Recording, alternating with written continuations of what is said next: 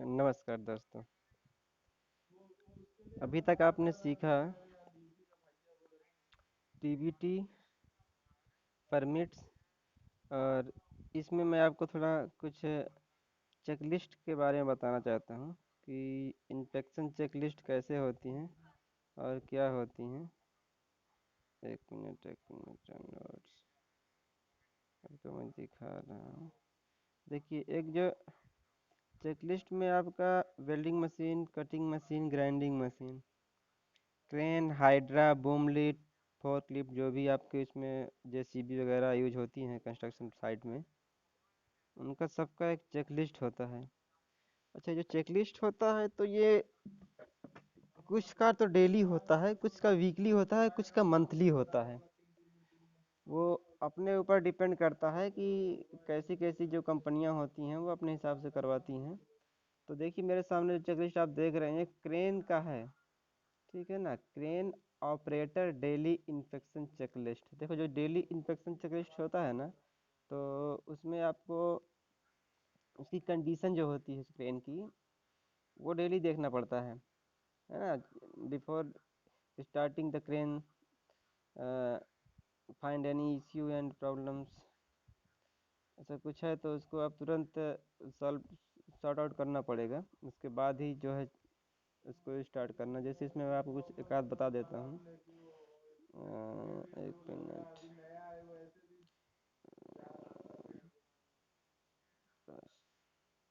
देखिए, जैसे कि क्रेन का वायर रोप, ठीक है, और उसका हुक, ठीक है, उसका बूम जिप, ठीक है, उसका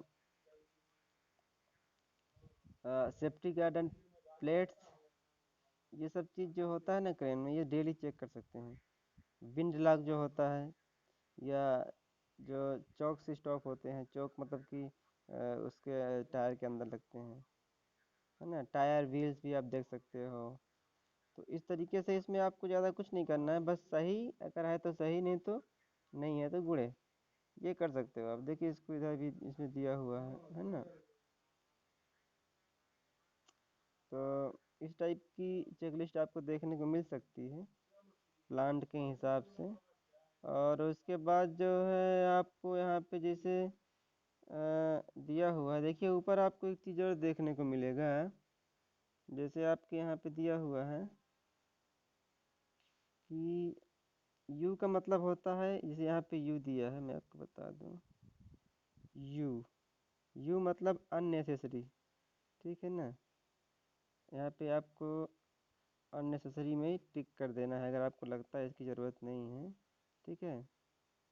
और यस का मतलब होता है सेटिस्फैक्ट्री, मतलब आप उस चीज़ से सेटिस्फाई हैं, जो चीज़ इसमें प्रोवाइड है, उस कंडीशन क्रेन की उस टाइप में क्या है, उस आप देख रहे हैं ना, तो उस टाइम में उसकी कंडीशन क्या है।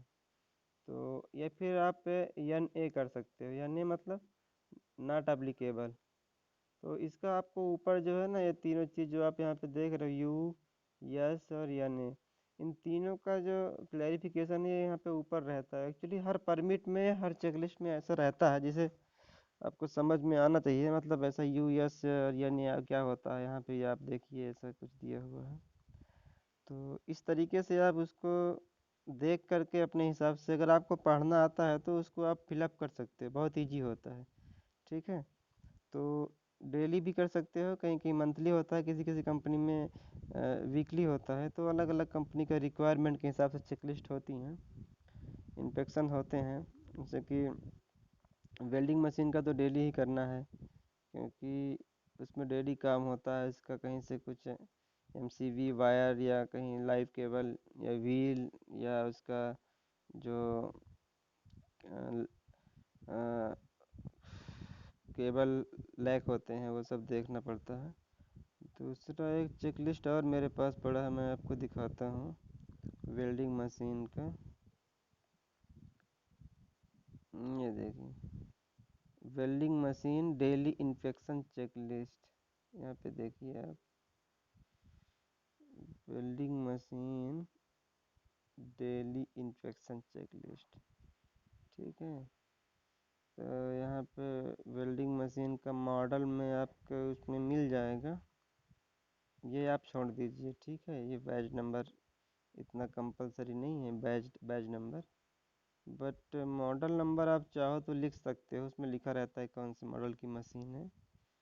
और यहाँ पे देखिए Saturday, Sunday, Monday, Tuesday, Wednesday, Thursday, Friday, ठीक है। तो यहाँ पे ऐसे है तो यस, और नहीं है तो यानी का टिक आप कर सकते हो। इसी से पहले पढ़ना है कि जैसे पहला ऑप्शन आप देखिए, एक मिनट, क्या लिखा है, check for oil fuel water leakage, ठीक है। तो अब इसमें आपको क्या करना है, अगर आपको कुछ समझ में आ रहा है तो आप वाई भी कर सकते हो। एक मिनट, आप इसमें जो है ऐसे वाई कर सकते हो, ऐसे कर सकते हो, वाई का निशान कर दो तो पेन से हो जाएगा छोटा छोटा, ठीक है ना। दूसरा आप थोड़ा जूम करके मैं दिखाता हूँ, ठीक है। इलेक्ट्रोलाइट्स लेवल, वो लेवल की जहाँ बात आती है ना, तो इसमें आप देख सकते हो उसका जो लेवल होता है, जो गेज होता है लगा होता है वेल्डिंग मशीन में, तो कितना इलेक्ट्रिसिटी कंज्यूम कर रहा है उसका लेवल है, वो देख सकते हो।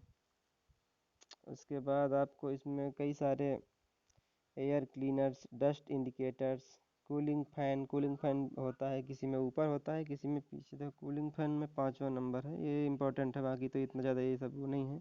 बट ये अपने ये लीकेज वगैरह है ना ऑयल फ्यूल्स वाला, और कूलिंग कूलिंग फैन ये होना चाहिए, क्योंकि जब मशीन चलती है तो गर्म भी होती है।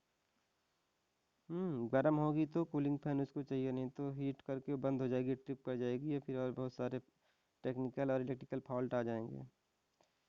तो ये अपना ये दूसरा है एक इमिशन एंड स्मोक, भी आप देख सकते हो कैसा क्या है, बैड है कि गुड है, ठीक है। वायरिंग एंड पाइपिंग जो भी उसका है, कैसा क्या कनेक्शन, वायरिंग तो देखना ही है। मान लीजिए कि उसका जो इलेक्ट्रिकल केबल होता है एकदम से ओके होना चाहिए, कहीं से किसी को इलेक्ट्रिकल शॉक वाला हैजार्ड नहीं होना चाहिए।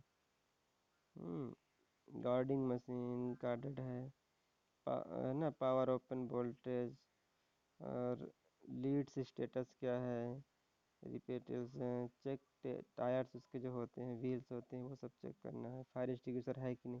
तो कुल मिलाकर के इस टाइप से आपको एक चेक लिस्ट मिल जाती है डेली बेस में, खाली यस और नो या टिक आपको यहाँ पे जो भी करना है कर सकते हो। तो ये हो गया चेक लिस्ट, ठीक है। तो चेक लिस्ट में आपका मैं बता दिया, आप लिख सकते हो welding machine, gas cutting set आता है, ग्राइंडिंग मशीन आती है, चॉपसा मशीन आता है, उसके बाद अपना ये तो अपना पावर टूल्स हो गया, उसके बाद हाइड्रा हो गया, क्रेन हो गया, फराना भी चलता है, फराना बोलते हैं, हाइड्रा का दूसरा नया अवतार है वो। उसके बाद क्रेन हो गया, बूम लिफ्ट हो गया, ठीक है। उसके बाद अगेन आपका कहीं कहीं जैसे सिविल में आप काम कर रहे हैं तो उसमें जेसीबी हो गया, है ना। और उसके बाद ट्रैक्टर वगैरह हो चलते रहते हैं उसमें हाउसकीपिंग वगैरह के लिए। तो इस टाइप से आप ये सब चीज़ों का चेक लिस्ट भर सकते हैं, बहुत ईजी है। आप एक बार सीख लोगे तो आराम से कर सकते हैं, कोई बहुत टफ नहीं है, सब इजी, बस आपको पढ़ना आना चाहिए, इत्मीनान से बैठ के पढ़ो, किसी से पूछने की ज़रूरत नहीं है। कुछ डाउट है तो पूछ भी सकते हैं। तो चलिए ठीक है, उम्मीद करता हूँ आपको समझ में आया होगा। मिलते हैं एक नेक्स्ट वीडियो के साथ। Okay, thank you.